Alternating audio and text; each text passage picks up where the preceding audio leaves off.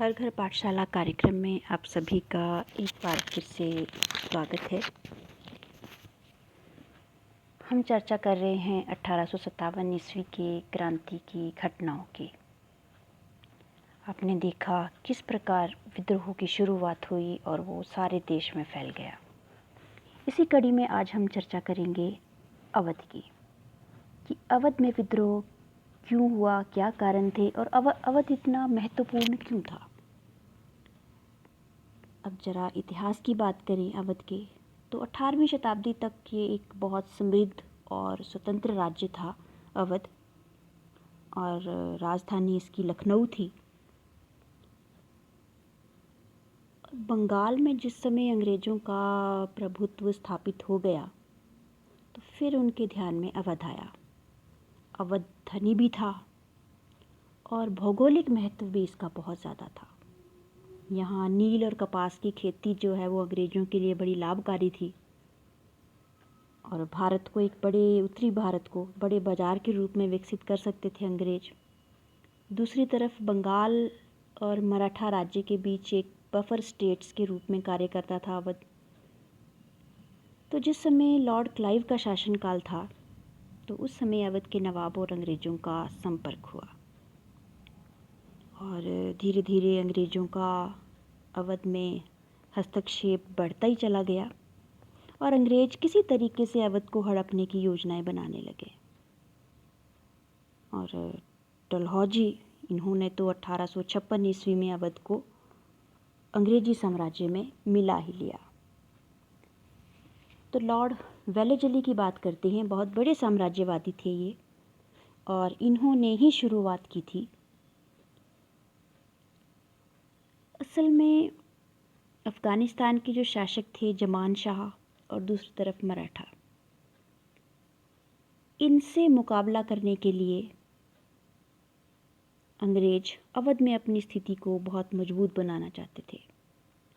तो इसी के चलते जिसकी लाठी उसकी भैंस की नीति अपनाकर वेलेस्ली ने, जो नवाब थे उस समय के सादत अली, उन्हें कहा कि आप अपनी सेना को भंग कर दीजिए और अंग्रेजी सेना यहाँ बढ़ा दीजिए और सेना पर जो व्यय राशि है उसको भी बढ़ा दीजिए।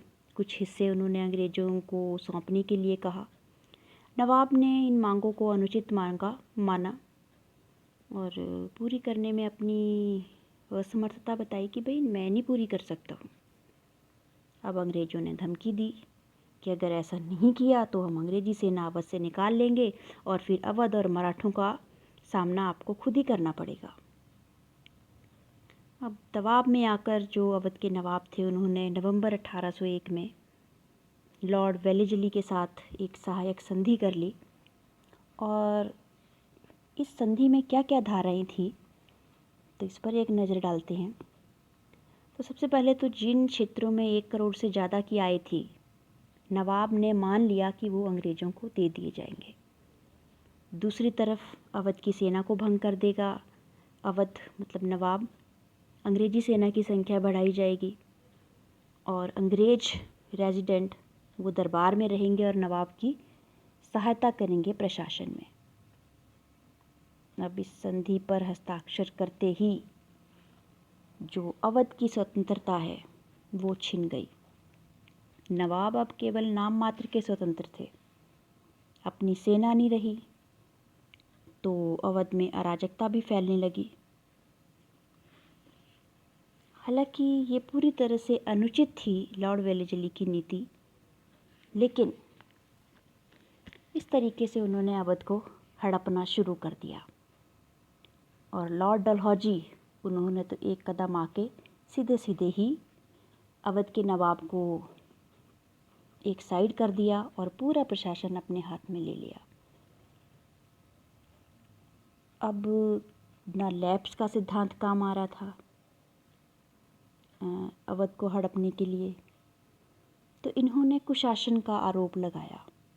डलहौजी ने एक कमीशन बिठाया स्लीमैन की अध्यक्षता में और उससे कहा गया कि अपनी रिपोर्ट तैयार कीजिए शासन पर अवध का भ्रमण करके।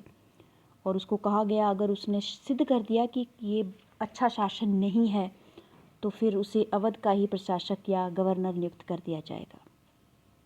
अब जैसलमेर मैन ने रिपोर्ट भी इसी तरह की बना दी कि भाई जो उस टाइम के नवाब थे वाजिद अली शाह, कि वो व्यक्तिगत दुर्गुण हैं उनमें बहुत ज़्यादा, प्रशासन अच्छे से नहीं चल रहा है, भ्रष्टाचार फैला हुआ है, प्रजा में असंतोष है, ऐसी कुछ रिपोर्ट बनाई। और इन्हीं रिपोर्ट्स के आधार पे फरवरी 1856 में डलहौजी ने अवध को अंग्रेजी साम्राज्य में मिला लिया। अब पहले तो डलहौजी ने जो नवाब वाजिद अली शाह थे उनके आगे प्रस्ताव रखा कि अपना पद स्वेच्छा से त्याग दें, बदले में उनको हम 12 लाख मतलब वो 12 लाख रुपए की पेंशन देंगे। लेकिन नवाब ने इस संधि पर कोई हस्ताक्षर नहीं किए, ना ही अंग्रेज़ों से धन लेना स्वीकार किया। बिना हस्ताक्षर की चिंता करते हुए अंग्रेज़ों ने अवध को अंग्रेजी साम्राज्य में मिलाने की घोषणा कर दी और पेंशन देकर नवाब को कलकत्ता भेज दिया। कुल मिलाकर बिना गोली चलाए डलहौजी ने अवध को अपने अंग्रेजी साम्राज्य में मिला लिया। अब जो डलहौजी ने अवध को हड़पने के लिए ये जो हथकंडा अपनाया था, उससे सभी तरफ सभी प्रकार के लोगों में रोष उत्पन्न हुआ। और वास्तव में कहा जाए तो उत्तर भारत की शान था अवध, और सबसे ज़्यादा रोष भी यहीं देखने को मिला। हालांकि ब्रिटिश सरकार ने आरोप लगाया था नवाब वाजिद अली शाह पर कि लोग बहुत दुखी हैं उनके प्रशासन से, लेकिन ऐसा था नहीं। लोग उन्हें बहुत प्यार करते थे। और जब वो लखनऊ से जा रहे थे तो बहुत से लोग रोते हुए उनके साथ कानपुर तक आए थे। और अगर हम लोक कथाओं में, लोक गाथाओं में इन घटनाओं को देखें तो लेखकों ने इस बारे में बड़ा कुछ लिखा है कि अवध की जनता किस प्रकार दुखी हुई इस विलय से। और इस विलय के बहुत दूरगामी परिणाम भी निकले। सबसे बड़ा परिणाम तो ये निकला कि नवाबी शासन जब ख़त्म हो गया तो दरबार ख़त्म हुए, संस्कृति ख़त्म हो गई। तो दरबार से जुड़े हुए जितने भी लोग थे, जैसे कवि, कारीगर, कर्मचारी, संगीतकार, इन सब की नौकरियां छिन गई और ये दर दर की ठोकरें खाने के लिए मजबूर हुए। दूसरी तरफ जब अवध को अंग्रेजी साम्राज्य में मिला लिया गया तो वहाँ के किसान, सैनिक, इनको भी बहुत बड़ा धक्का लगा और अपना अपमान समझते हुए ये सब एकता के सूत्र में बंध गए। और जब इन्हें मौका मिला तो इन्होंने विद्रोह कर दिया। अब अगर अंग्रेजी सेना की बात करें तो उसमें जो अंग्रेज सैनिक थे उनकी संख्या कम थी और अधिकतर सैनिक अवध के थे। बल्कि जो बंगाल आर्मी थी, मतलब अंग्रेज़ों की जो सेना थी, तो इसकी पौधशाला कहा जाता था अवध को, सैनिकों की। और अवध के किसानों में जो ये असंतोष फैला, सैनिकों में भी फैल गया और अंत में ये सारे के सारे विद्रोह करने पर मजबूर हो गए और ये विद्रोह हुआ भी। अब हम बात करें कि ये जो सैनिक विद्रोह हुआ था किस कारण से हुआ, जो ये विद्रोही थे वो क्या चाहते थे। तो जितने भी हमारे पास स्रोत उपलब्ध हैं, दुर्भाग्य से वो सभी अंग्रेज़ों ने लिखे हैं और उन्होंने पूरी कोशिश की है कि विद्रोहियों को बदनाम किया जाए हर तरफ से। उन्हें एहसान फरामोश, बर्बर, ऐसे लोगों का झुंड कहा गया। और ज़्यादातर जो सैनिक हैं वो पढ़े लिखे लोग नहीं थे और उस टाइम के जो उनके उद्देश्य हैं, जानकारियां हैं, वो जो घोषणाएं उस टाइम पे हुआ करती थी उस पर आधारित थी। तो क्या चाहते थे इस बारे में कहना जरा मुश्किल है। फिर भी जो साहित्यिक स्रोत उपलब्ध हैं उनके आधार पे हम कह सकते हैं कि इन सभी ने एकता की परिकल्पना की थी। और 1857 में जो घोषणाएं जारी की गई तो उसमें कोई धार्मिक मतभेद या फिर किस अलग अलग वर्ग ऐसा कुछ नहीं था। सभी जातियों के लोग एक ही झंडे तले काम करने के लिए प्रेरित थे। और जो ये घोषणाएं थी वो राजकुमारों के नाम से मतलब मुस्लिम राजकुमार थे उनके नाम से जारी की जाती थी, लेकिन मानते उसे सभी थे। हिंदू भावनाओं का भी उसमें पूरा ख्याल रखा जाता था। और बहादुर शाह जफर उनके द्वारा जो घोषणा की गई थी उसमें मोहम्मद और महावीर की ओर से लोगों से अपील की गई थी कि भाई वे बढ़ चढ़कर इसमें भाग लें। हाँ, एक बात यहाँ थी कि विद्रोह के दौरान अंग्रेज़ों ने हिंदू और मुसलमानों में फूट डलवाई बहुत ज़्यादा, और बहुत से दंगे भड़काए। दंगे भड़काने के लिए भी वो पैसे खर्च किया करते थे। बावजूद इसके अंग्रेज अपनी कोशिशों में कामयाब नहीं हुए। अब विद्रोही जो सैनिक हैं, जो ब्रिटिश राज है, इसे फिरंगी राज भी कहा जाता था, वो एक अत्याचारी शासन के रूप में ब्रिटिश राज को प्रदर्शित करते थे।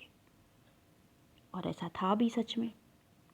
वे कहा करते थे कि भाई उन्होंने जो देसी रियासतें थी बहुत गलत तरीके से उनको हड़प लिया है, और जो भारतीय शासकों के साथ जो समझौते किए उनका कभी पालन नहीं किया। तो इस बात से वो नाराज़ भी थे। बहुत से भूस्वामी हैं उनका विनाश हो गया, भुखमरी की कगार पे पहुंच गए, लघु उद्योग तबाही हो गए। अब जो विद्रोहियों की घोषणाएं थी उनसे ऐसा लगता है कि हिंदू और मुसलमान दोनों ही डरे हुए थे कि अंग्रेज उनके धर्म का विनाश करना चाहते हैं और उन्हें ईसाई बनाना चाहते हैं। तो अफवाहें भी बहुत ज़्यादा फैली हुई थी। हमने अफवाहों के बारे में भी बात की थी एक खंड में। तो इस विद्रोह को एक सार्वजनिक भलाई के रूप में प्रस्तुत करते थे विद्रोही, और अंग्रेजों को जनता का उत्पीड़क समझा जाता था, और थे भी वो।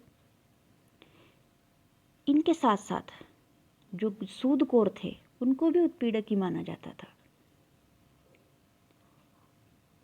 एक और बात भी थी कि विद्रोह के दौरान जहाँ जहाँ ब्रिटिश शासन ख़त्म हुआ, जैसे दिल्ली, लखनऊ, कानपुर, और विद्रोहियों ने कुछ समय के लिए अपना शासन भी वहाँ स्थापित किया,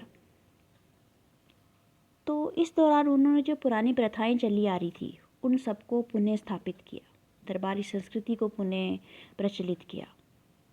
भू राजस्व के तरीके पुराने ही लागू किए गए, पुराने पदों पर नियुक्तियां की गई, सैनिकों को वेतन देने की व्यवस्था की गई, लूट मार बंद करने के आदेश जारी किए गए। तो इन सब से लगता है कि सैनिक जो हैं वो मुगल जगत से प्रेरणा ले रहे थे, और ये सभी वस्तुएं जो है उसका प्रतीक बन गई थी जो उनसे छीन चुकी थी, अंग्रेज़ों द्वारा छीन ली गई थी। आज के खंड में इतना ही।